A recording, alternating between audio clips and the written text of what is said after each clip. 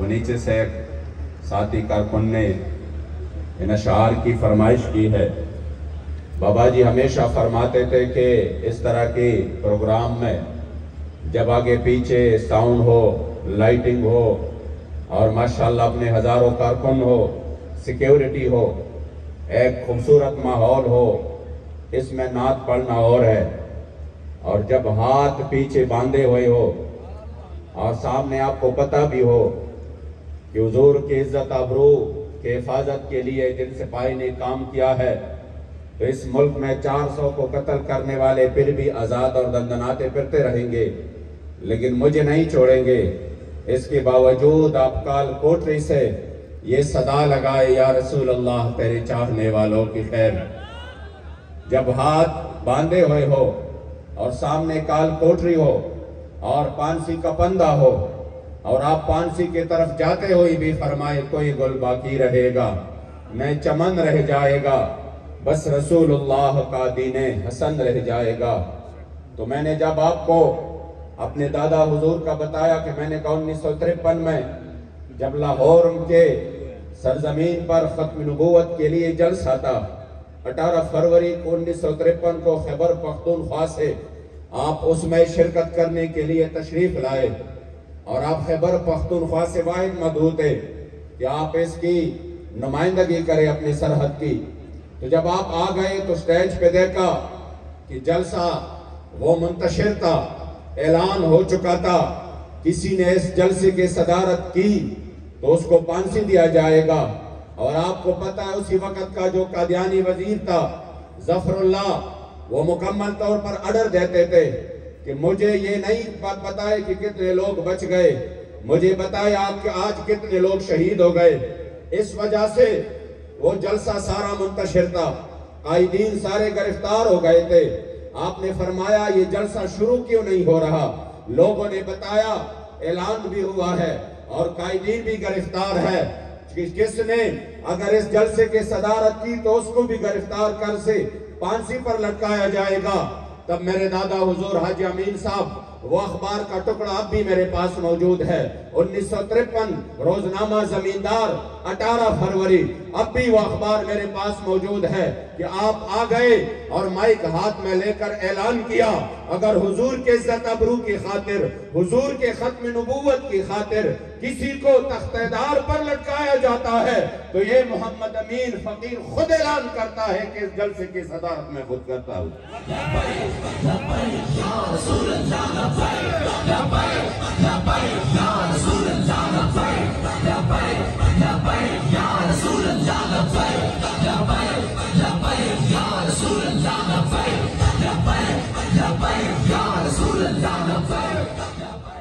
تو آپ کو واپسی پر گجرات ریلوے اسٹیشن پر گرفتار کیا گیا، اور جب گجرات کے جیل میں آپ کو کال کوٹری میں ڈالا گیا تو ایک قادیانی نواز نے آگے بڑھ کر کہا کہ آپ کو پتہ ہے کہ آپ کو پانسی ہونی ہے، تو آپ کے آنکھ مبارک میں آنسو آ گئے۔ تو انہوں نے کہا ابھی تو آپ ابھی سے رو رہے ہیں، پانسی تو بعد میں ہونی ہے، ابھی تو یہ کیس چلے گا۔ تب آپ نے اشعار کی صورت میں فرمایا بدبخت میں اس وجہ سے نہیں ڈر رہا کہ میرے سامنے موت ہے، کس وجہ سے میں اس وجہ سے رو نہیں رہا کہ میرے سامنے موت ہے، میں اس وجہ سے رو رہا ہوں کہ ہر ساتھ میں روح ہزار ہزار کر رہا تھا، زار دیلتا دغم منشادا، استاد عشق پپت میں وجنی سغوغادا، سر راپور تکڑا عجب تماشادا، بالقصور میں غماز نوینی قسم دے، چستا من زما جملہ مدعادا، زہم خوخیم چلتان قربانشم، دا ازل نہ میراوڑے دا سودادا، او ہر ساتھ میں روح ہزار ہزار کر رہتا، زار دیلتا دغم منشادا، میں اس وجہ سے نہیں رو رہا کہ سامنے پانسی کا پندہ ہے اور مجھے پانسی پہ لٹکایا جائے گا، بلکہ رونا اس بات کا ہے کہ ہائی کاش صرف ایک ہی جان ہے اور اس کو قربان کرنے کا ٹائم ہے، ہر ساتھ میں روح ہزار ہزار کر رہتا۔ مجھے اللہ کریم اگر زندگی کے ہر ساتھ اور سیکنڈ کے بدلے ہزاروں جانے دیتا تو کاش وہ ایک ایک جان میں اپنے کریم آقا کی عزت ابرو کی خاطر قربان کر دیتا۔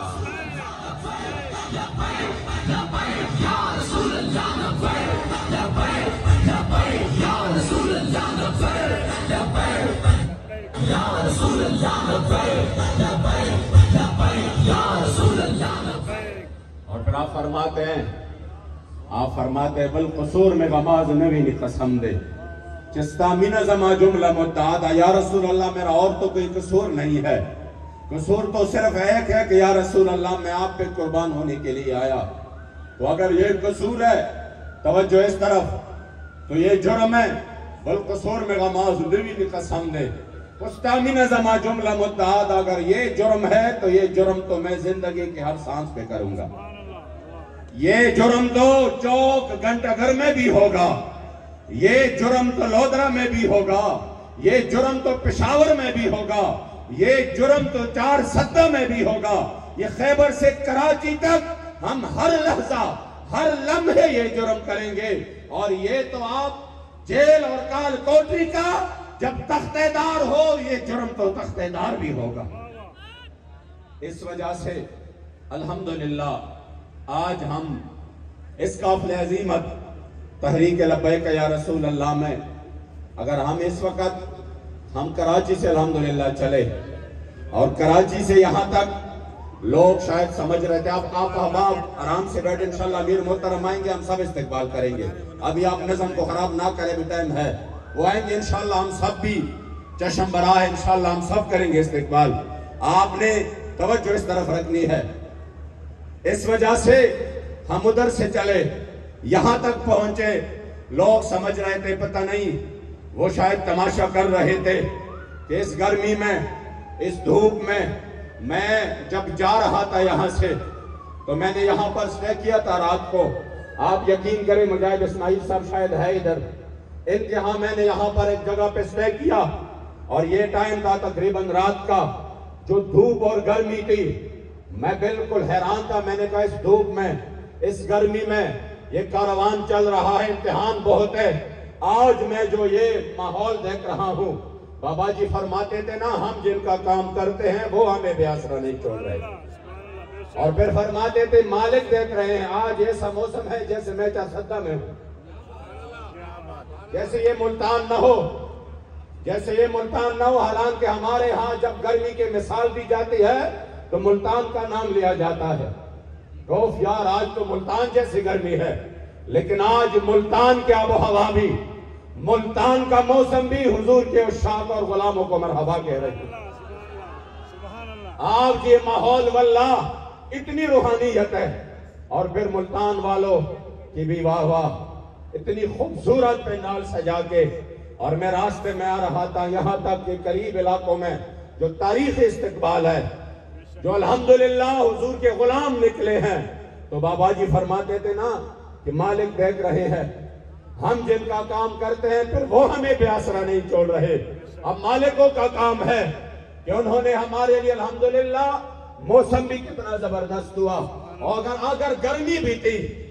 تو میں یہ بتاؤں یہ وہ جنون ہے، یہ جنون وہ جنون نہیں ہے جو صرف 7 دن گزار کے سیدھا پریس کانفرنس جو ہے نا پریس کلب کی راہ لے، اور کہیں میں بریک لے رہا ہوں سیاست سے، میں نے کہا یہ بریک والے نہیں ہے، یہ چھٹی لینے والے نہیں ہے، یہ پریس کانفرنس کر کے جان چھڑانے والے نہیں ہے، یہ 7 مہینے بعد جب نکلتے ہیں تو ایک قدم مزید آگے بڑھا کر کہتے ہیں ستمگر ادھر ہنر آزمائے تو تیر آزما ہم جگر آزمائے۔ یہ اصل جنون ہے، یہ حضور کے عشق کی جنون ہے، اس کے آگے نہ گرمی کی کوئی حیثیت، نہ سردی کی کوئی حیثیت، اس کے آگے نہ شیل کی کوئی حیثیت، نہ گولی کی کوئی حیثیت۔ بخدا میں نے اپنے آنکھوں سے دیکھے اپنے کارکن،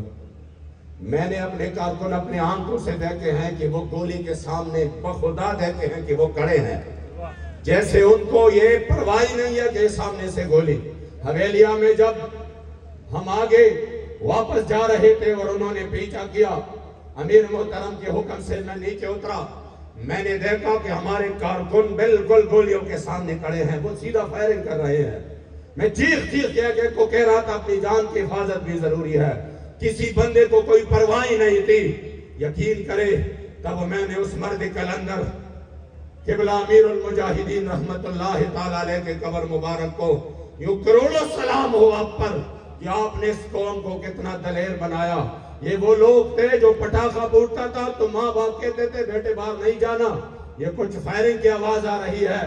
آج فائرنگ کے درمیان اس انداز سے کھڑے ہیں، میں نے کہا کروڑوں رحمتیں نازل ہو، قبلہ بابا جی پر تو نے پوچھی ہے امامت کی حقیقت مجھ سے، حق تجھے میرے طرح صاحب اسرار کرے، ہے وہی تیرے زمانے کا امام برحق جو تجھے حاضر و موجود سے بیزار کرے، اور موت کے آئینے میں دکھا کر تجھے رخ دوست، کبھی فیض آباد میں تو کبھی آپ کو مسجد رحمت للعالمین میں گولیوں کے بوچھاڑ میں رخ دوست دکھائے اور کہے کہ ہاں یہ مسلمانوں کی تاریخ ہے، موت کے آئینے میں دکھا کر تجھے رخ دوست زندگی تیرے لیے اور بھی دشوار کرے، اور فتنہ ملت بیدا ہے امامت اس کی جو مسلمان کو سلاطین کا پرستار کرے۔ اس لیے لبیک والے خوش قسمت ہے